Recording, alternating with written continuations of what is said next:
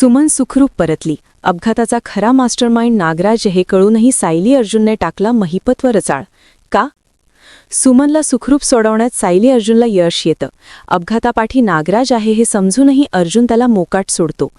ठरलं तर मग या मालिकेच्या आजच्या एपिसोडमध्ये सायली अर्जुन नागराजच्या माणसांना बेशुद्ध करतो आणि खोलीला लाथ मारून ती उघडतो.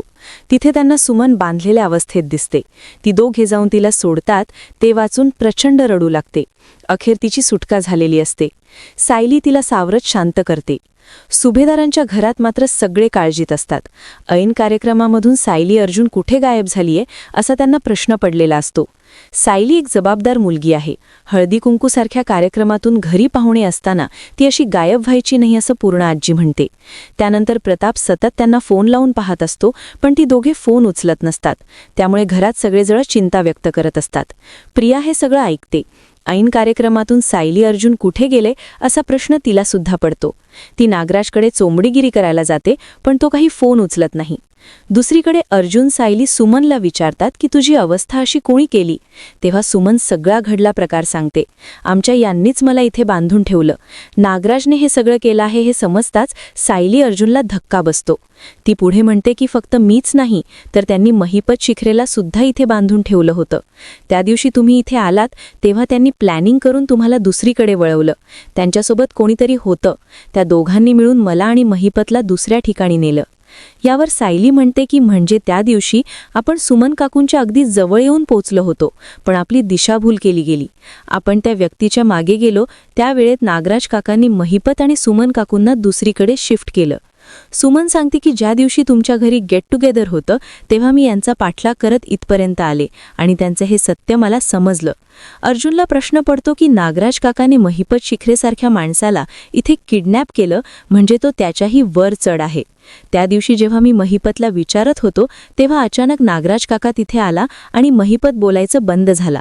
याचाच अर्थ 22 वर्षांपूर्वीच्या अपघातामागे खरा मास्टरमाइंड नागराज काका असू शकतो. यावर सुमन म्हणते की मला सुद्धा तीच शंका आहे. मी त्यांना तसं विचारलंही होतं, पण त्यांनी मला मारझोड केली. सायली आणि अर्जुनचा विश्वास बसतो की मास्टरमाइंड हा नागराज किल्लेदारच आहे. सायली बोलते की आपण ताबडतोब पोलिसांना नागराज काकांबद्दल सांगू. आपल्याकडे आता पुरावे आहेत. यावर अर्जुन बोलतो की आता जर आपण पोलिसांना नागराज काकांबद्दल सांगितलं तर त्याला फक्त किडनॅपिंग आणि मारझोडीची शिक्षा होईल. महिपत आणि त्याच्या कनेक्शनबद्दल आपल्याकडे पुरावे नाहीत आणि इथून जर सुमन काकूंना आपण घरी नेलं तर त्याला शंका येईल की सुमन काकूंनी आपल्याला नक्कीच काहीतरी सांगितलं असणार. त्यामुळे तो तिला मारहाणही ठरू शकतो. मग सायली बोलते की आता आपण आपल्या सगळ्यात मोठ्या शत्रूचा वापर इथे करायचा. सुमन काकूंचं किडनॅपिंग नागराज काकांनी नव्हे तर महिपत शिखरेने केलं असं सांगायचं. सायली सगळा प्लॅन सुमनला समजावून सांगते. घरी सगळे चिंतेत असताना नागराज तिथे येतो. प्रिया त्याला बोलते की सायली अर्जुन भर कार्यक्रमातून गायब झाले आहेत. त्यांचा फोनही लागत नाही. इतक्यात ती दोघे घरी येतात. त्यांना पाहून घरचे त्यांच्यावर प्रश्नांचा भडीमार करतात, पण ते काही उत्तर न देता सुमनला समोर आणतात. सुमन सुखरूप घरी आलेले पाहून सगळ्यांचा जीव भांड्यात पडतो. प्रतिमा तिला मिठी मारून रडू लागते. नागराज आणि प्रियाची तर पायाखालची जमीन सरकते.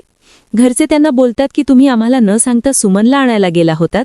यावर सायली म्हणते की जर आम्ही सांगून गेलो असतो तर तुम्ही काळजी करत बसला असतात, म्हणून आम्हाला जसं कळलं तसं आम्ही लगेच निघालो.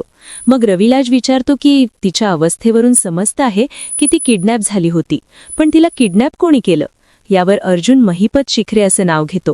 नागराजला वाटतं की आपल्या बायकोने आपल्याला घाबरून आपलं नाव घेतलं नाही. प्रियाला सुद्धा ते ऐकून थोडा शॉक बसलेला असतो. नागराज सुमनकडे जाऊन मगरीचे अश्रू गाळू लागतो. सायली अर्जुन त्याचा खोटेपणा पाहत असतात. अर्जुन मुद्दाम त्याला बोलतो की नागराज काका मला माफ कर. तू सुमन काकूला मारहाण केलीस हे तुझं चुकलंच, पण मी तुझ्यावर किडनॅपिंगचा सुद्धा आरोप केला. यासाठी मी तुझी माफी मागतो. अर्जुन असं बोलतोय हे ऐकताच नागराजला ते खरं वाटतं आणि तो स्वतःला सेफ समजतो.